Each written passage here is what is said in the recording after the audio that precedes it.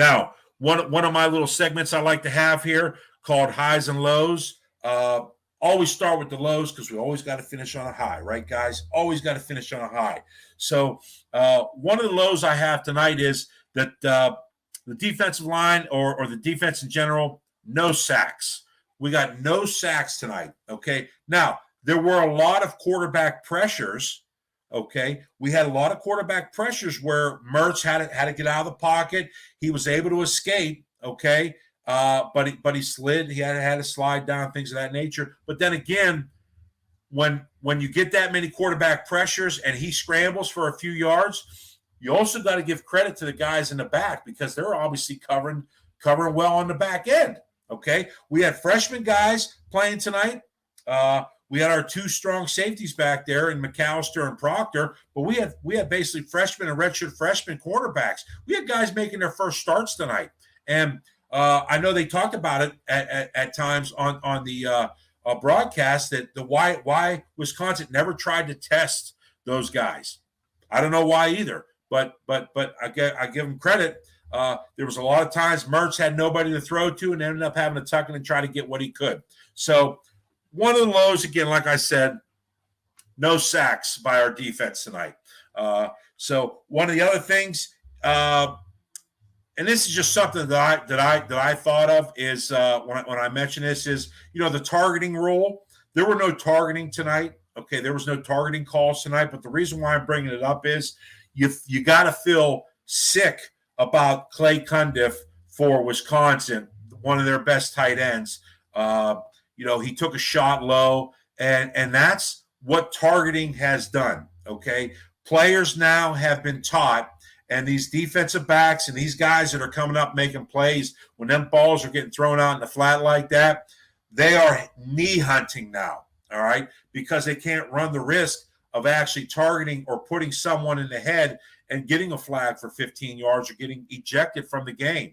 And really, that's what the targeting rule has done right now is it actually has caused players to go below the waist, and then because of it, you run the risk of breaking a leg, blowing out a knee, and you could see his name. Cundiff said, "I heard something snap." Okay, I hope it's not a serious injury, but when you hear that, you hear a pop or whatever, it's not good, guys. It's not a good situation.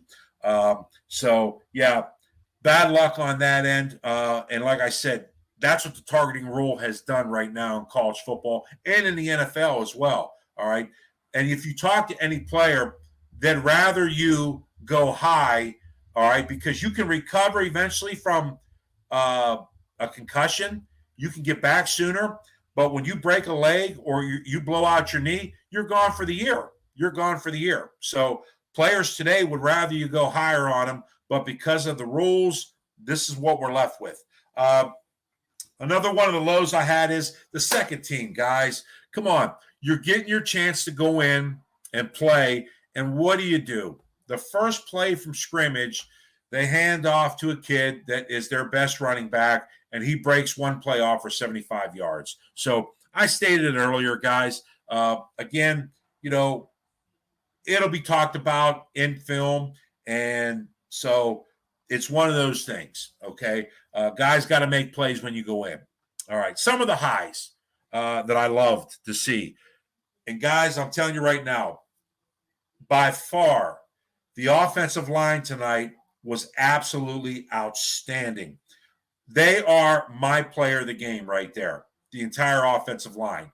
All right, Paris Johnson, Donovan Jackson, left guard, Whippler, the center, Matt Jones, the right guard, and DeJuan Jones, the right tackle.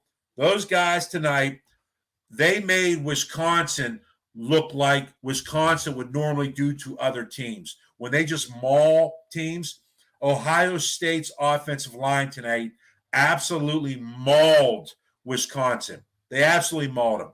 And they are the champions of the game, no doubt about it.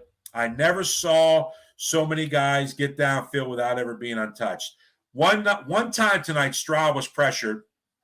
It was on the Marvin Harrison interference call, but there was one time that Stroud got pressured. And it's unbelievable, guys. This is why C.J. Stroud can do what he can do. You're already talking about a Heisman finalist from last year and a Heisman frontrunner this year, and you're letting him sit back there like he's playing 7-on-7 and he doesn't have to worry about a rush, and you have these 4- and 5-star wide receivers for Ohio State running around out there. I told you, it's shooting fish in a barrel for him. It's easy for him to make those tosses, but it's because of the offensive line. Any offense is only going to be as good as your offensive line, and Ohio State tonight was absolutely fantastic on the offensive line. Another high that I love, obviously I already mentioned a little bit, was C.J. Stroud and his receivers. He just keeps developing a relationship with those guys on the field. The throws he can make, he's trusting everybody. There isn't one guy he doesn't trust to throw to right now. You guys, if you think about it, some guys just get locked in on certain receivers, and that's who they constantly will look for, all right?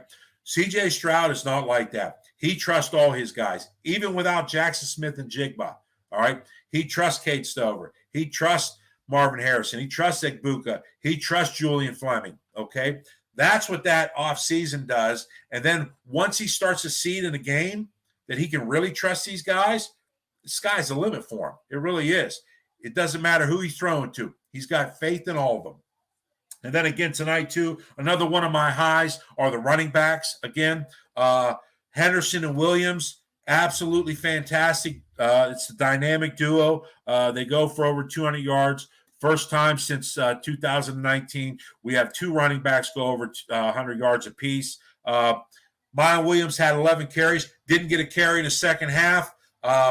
Not sure if they just held him out just to give Henderson some more work, since he didn't have any work last week against Toledo, other than that first drive. So Williams only carried for 11 times. I'm still okay with that carry action that we have there, 21-11.